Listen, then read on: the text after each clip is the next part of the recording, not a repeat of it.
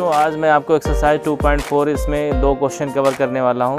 ज़रा ध्यान दें, आज इन दोनों क्वेश्चंस में फ्रैक्शन के बारे में बताया गया है। तो मेरी बात ध्यान से सुने। सब अगर कभी भी किसी क्वेश्चन में फ्रैक्शन की अगर बात करता है तो न्यूमरेटर और डिनोमिनेटर में रिलेशन आपको दिया होगा, तो इसमें जो छोटा हो उसको आप यक्स मानेंगे और इसके बाद दूसरे को उसी के अकॉर्डिंग, कंडीशन के अकॉर्डिंग निकाल लेंगे। ज़रा देखें इस क्वेश्चन को। लिखा है the numerator of a fraction is 4 less than the denominator. अब ज़रा सब लोग ध्यान दें। लिखा है the numerator of fraction is 4 less than denominator. अब इसका अर्थ पढ़ते हैं। न्यूमरेटर जो है फ्रैक्शन का डिनोमिनेटर से 4 लेस है। तो अगर मैं आपसे पूछूं छोटा कौन है, तो न्यूमरेटर डिनोमिनेटर से 4 लेस है, तो छोटा कौन हुआ? कौन हुआ? न्यूमरेटर। तो यहाँ पे लेट करेंगे, लेट न्यूमरेटर बी एक्स, ऐसे मान लेंगे। लेट न्यूमरेटर बी एक्स, माना न्यूमरेटर क्या होगा? एक्स होगा। अब आगे देखो, देन डिनोमिनेटर। अब देखिए, बोला जा रहा था न्यूमरेटर डिनोमिनेटर से 4 लेस है, तो इसका मतलब डिनोमिनेटर 4 बड़ा होगा, तो डिनोमिनेटर कितना हो जाएगा? x plus 4। समझ में आ रहा है? जो छोटा था मैंने उसको x मान लिया, तो बड़ा क्या होगा? उससे 4 ज़्यादा होगा, क्योंकि 4 बड़ा था उससे, वो छोटा वाला 4 कम था। तो छोटे वाले को अगर हमने x माना है तो बड़ा वाला क्या मानोगे आप?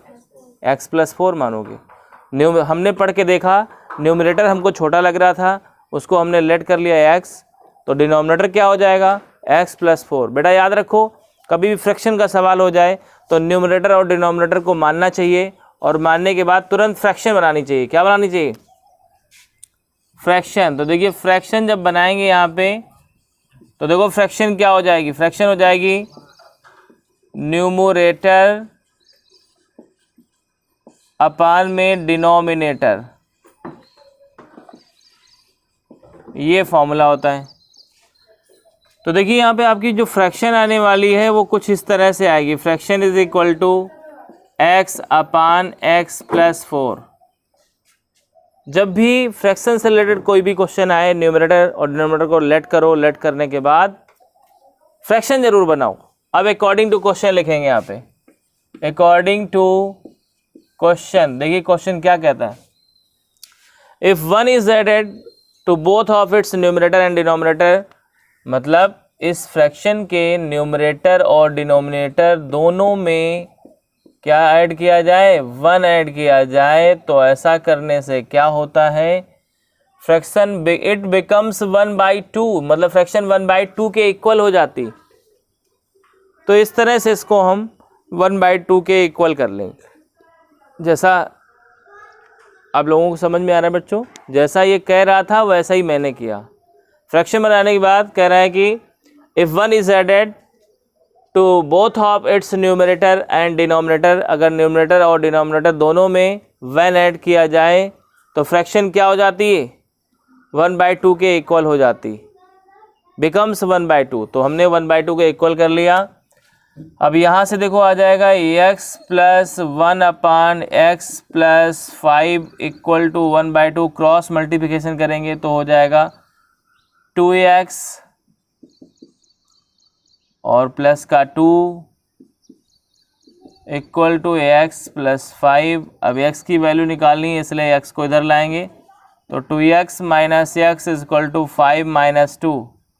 तो यहाँ पे x की वैल्यू आ जाएगी 3। x की वैल्यू अगर 3 आ गई तो हमसे कह रहा था फाइंड द फ्रैक्शन, तो हम यहाँ से फ्रैक्शन निकाल लेंगे। देखिए फ्रैक्शन क्या हो जाएगी? फ्रैक्शन हमारी हो जाएगी x अपान x प्लस 4 थी, तो ये हो जाएगी 3 अपान 3 प्लस 4, बोले तो 3 अपान 7। तो इस तरह से आपकी फ्रैक्शन आ गई 3 अपान 7। ठीक बच्चों, आया समझ में? तो 3 अपान 7 आपकी हो गई फ्रैक्शन। अब आगे देखते हैं क्वेश्चन नंबर इसी में सेकंड। ये भी फ्रैक्शन वाला ही क्वेश्चन है, इसको भी ऐसे ही करेंगे। इसमें भी हम पहले न्यूमरेटर और डिनोमिनेटर में देखेंगे छोटा कौन है उसको एक्स सेलेक्ट करेंगे, फिर जो बड़ा होगा उसमें जितना बड़ा होगा उतना ऐड कर देंगे। तो देखते जाएं जरा कैसे लिखा हुआ है, the numerator of a fraction is 3 less than the denominator.